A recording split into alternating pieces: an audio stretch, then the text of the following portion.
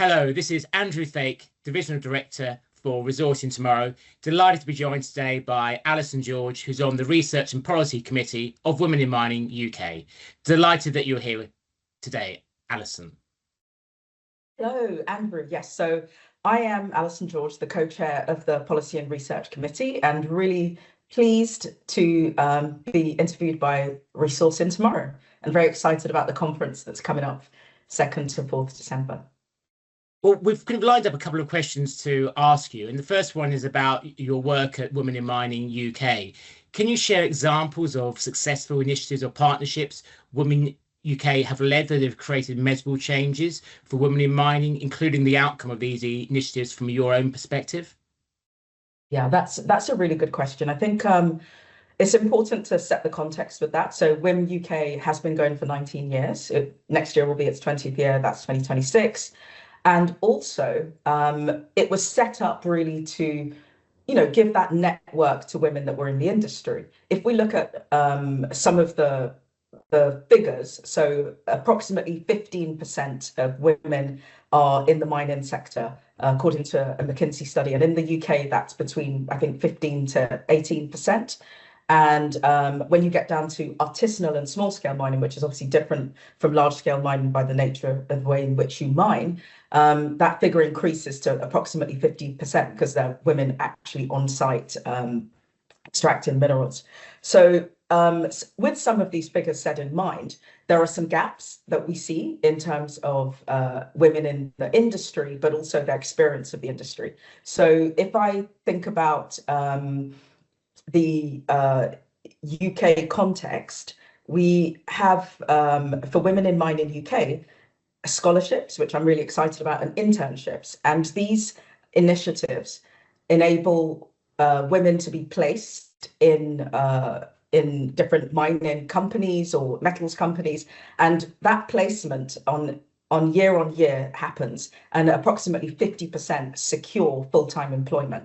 So that's a really big win for us and of course the women. And even if you don't secure full-time employment, what's really good is that you can have knowledge about the sector that some people can find quite daunting when you enter, but also you can loosely have some kind of mentor relationship that's built. The next initiative that I'd like to talk about is the WIM 100, and we're going into our 6th year. And that's fabulous for many reasons, because it cuts across the the whole kind of suite of senior, mid-tier, and junior. So you can nominate yourself ultimately, or you can be nominated. And I've seen anecdotally some of the women really surprised when they've been nominated for something. Imagine you're a junior and maybe nobody recognizes in the company yet who or what you are, but you've been nominated for some of your work. So this could be around sustainability, water management, tailings, engineering. So there's a lot that can, really come out of that. And then it gives women across the world, WIM 100, that visibility. And so typically we take 100 women, and that can be across 4 continents. So whether it's Europe, North America, Australia, Latin America, Africa, on average, it's 4 continents. And then the other aspect, I think, is if I speak on the partnerships and some of those outcomes. So Resourcing Tomorrow is a partner of WIM UK. And then we've got the London Metals Exchange is also part of WIM UK. And with collaboration and partnerships, we're able to amplify our message and obviously our brand, and to be a lot stronger with our network, so we can bridge networks almost. WIM UK is obviously made up of many women in the mining industry and the mining companies. And the platform that Resourcing Tomorrow, for example, allows us as an outcome where you have female speakers, an increase of that, and that visibility to obviously showcase the work and to talk about the industry. And I think the convening and power of WIM is really good as well. So the event space, sometimes, we all work in an industry which at times can, be quite challenging. So I think that ability to come together is beautiful. And if I just go back to the Policy and Research Committee, WIM has been going for 19 years, as I mentioned. So the evolution now, if WIM's purpose is focused on the employment, retention, and advancement of women in the sector, we are, as the Policy and Research Committee, really much focused on the data, the content, and the advocacy piece.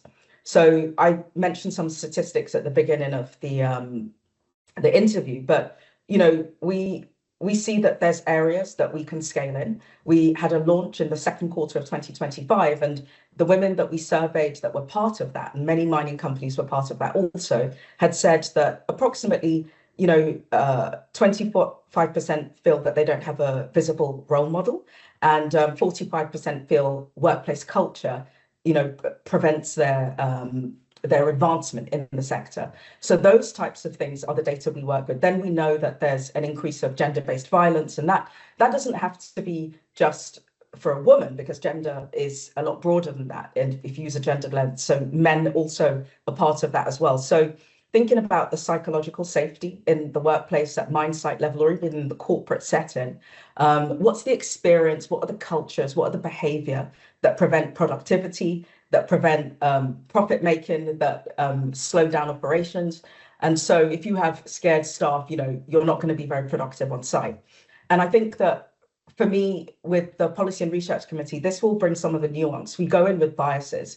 People may think X men are like this, Y women are like that, think in terms of black and white, all of these things. And, there are a number of behaviors that are toxic where I think both genders can be quite complicit in all sorts of things. And I feel that the data would allow for some of that nuance. Let's see, what types of women get promoted, what are their behaviors, what kind of culture are they played into. Equally, there's intersecting factors like class and all of these things.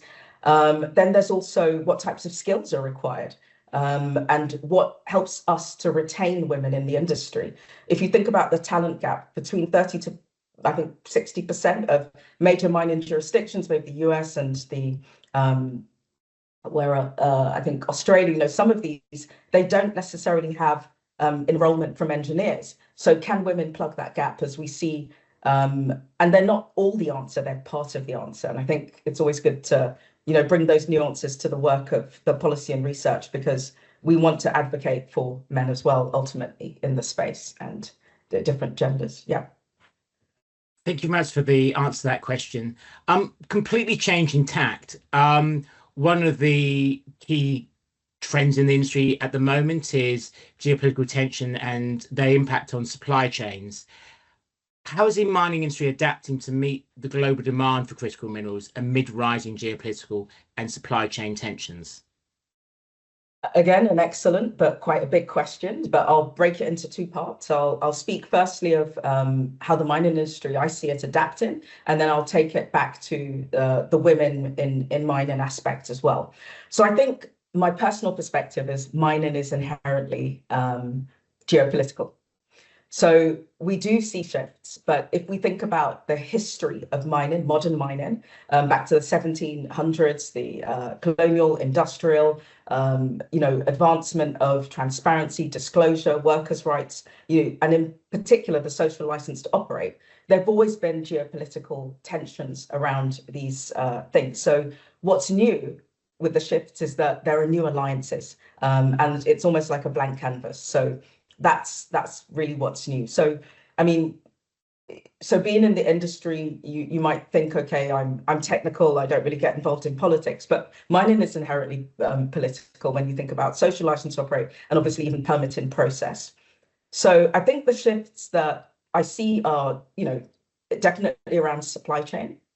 There's a concentration of minerals in certain places. There's also a concentration of processing, refinery capacity. So there's, supply chain restructuring going on for critical minerals, for that demand.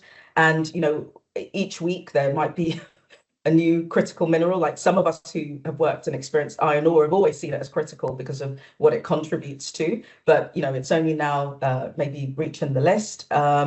And so that's the definition, obviously, of critical to who and for what and for where. And we've heard those themes before. You also have stockpiling going on. So even if you're not necessarily a producer nation, you might be stockpiling minerals. And we see that from different jurisdictions. I know across the world, EU, wherever, there are things happening. There's also, I guess, vertical integration. And that's something I've seen working a lot where, miners are bringing their processing refinery in-house. and you're getting non-traditional miners like the automobile company and even the AI companies starting to mine. So, you know, you have lots of that. And then new alliances, obviously today, the relationship between the US and the UK is completely different. The relationship between the UK and Russia is different. The relationship between the US and the EU is different. The relationship between Africa or Latin America or Africa and Indonesia is different. So there's lots of different alliances and shifts that are happening. I also see that there's a focus on technology and innovation. There's a lot of talk about innovation, but what does that mean? It could be innovation with the acceleration of mining and demand. So how you manage waste on site. You know, there's lots of positive things that are being done to think about, you know, tailings and all of this thing and remining some of those for, you know, critical minerals as well. And there's even, I think, talk, Andrew, of the, you know, some kind of global you know, minerals agency type thing to be able to manage some of the disruptions or shifts that we see going on. I don't think that would go down well with everybody, but at least, you know, as an ideal, it's in place. Political risk is also on the agenda again, I think in a different way. So you see people thinking about their partnerships as well with defense companies or, you know, decarbonization, however you want to put it, but, you know, understanding the risk for some of those things. And, you know, during the Second World War, we saw tungsten, you know, rise with extraction. So these minerals have always been in the space of quite geopolitical. To go back to my earlier point, it's not new. It is new if you haven't known about this before and you've been in the industry. Now, with this acceleration, I think we must think of blind spots for women and vulnerable communities. And it doesn't mean that all women are vulnerable. I really cannot reiterate how much there are so many intersecting factors. So you can't then say all men do this and behave in this way. You know, there are many, you know, there are many nuances to behavior and regardless of gender. So, but I think that when we look at the blind spots, some companies have released some information around gender-based violence. So if we are to accelerate mining, accelerate, you know, for critical minerals, what have we learnt and what knowledge can we take with us into that acceleration around workplace safety and the behaviours that are needed to be productive and safe? I think also when you think about ESG, there's some aspects there, sustainability. Many women occupy those roles for whatever, you know, reasons.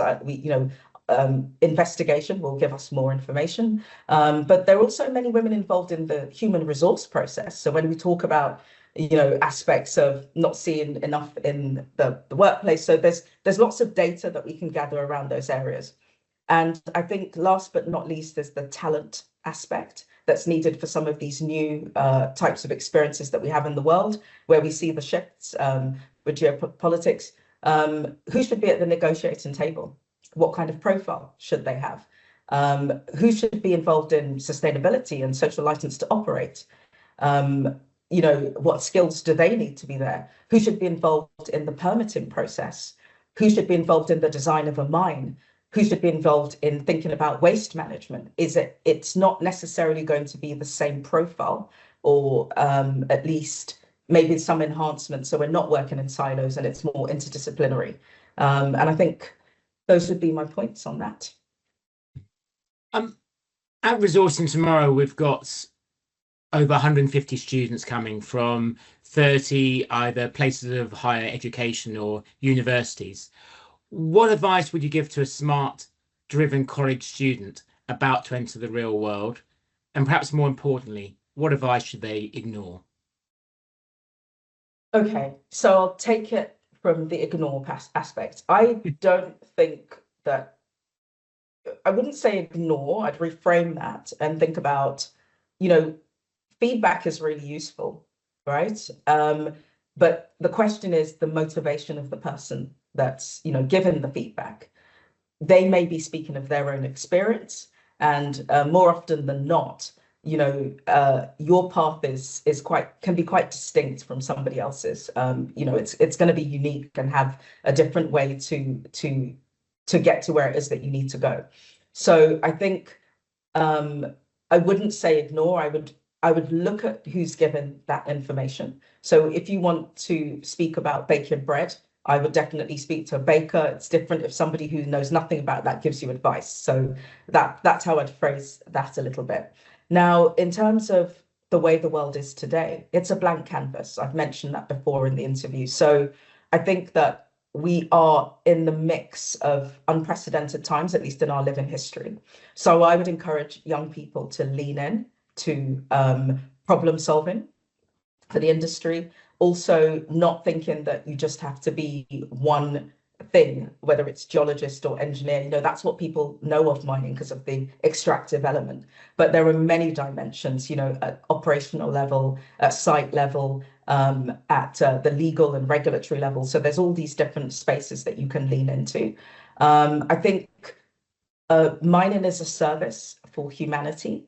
And I wonder to what extent, there is an encouragement for young people to think about how mining can better serve the needs of humanity. So that's the framing that I would give things. And so it's not to disregard all feedback. It's just to think about the motivation of the person giving it to you. And also it's to think that, there's real space here for me to create what the things could look like. We have climate risk. We need in climate adaptation. We have issues around social license to operate. We have issues around the acceleration of mining. We have geopolitical issues. We have issues around access to resources with people on the land versus those people that are maybe outside of the land wanting those resources. So there are lots of things to play with. And it's not to say that where we are today is a perfect place, because all the people that have been involved to this point have been part and parcel of solutions, and perhaps we could argue problems as well. So it really is a blank canvas, and a problem solver is almost like an energy versus being it looks a certain way. Thank you very much for that, Allison. We really look forward to seeing you and, of course, the whole Women in Mining UK team at Resourcing tomorrow. We're always grateful for your support. We think the work that Women in Mining UK does is an absolutely tremendous job, and looking forward to seeing you on the 2nd to 4th of December. Thank you very much for your time. Thank you, Andrew. It's been an absolute pleasure as always, and really looking forward to Resourcing tomorrow, as you know. Thank you.